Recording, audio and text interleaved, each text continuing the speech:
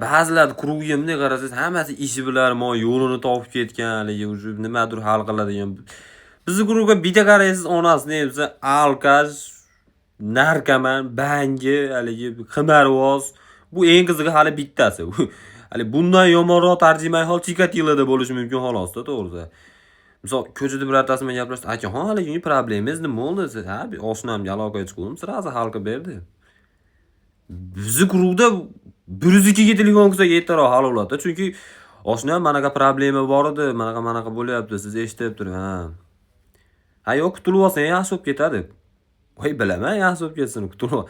Haligi mana tushunishinglar uchun oldiga borib turman, bilasan mana.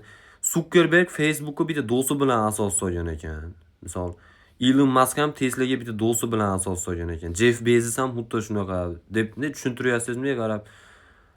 Ashlarni gop stop qilish kerak edi o'zi deydi.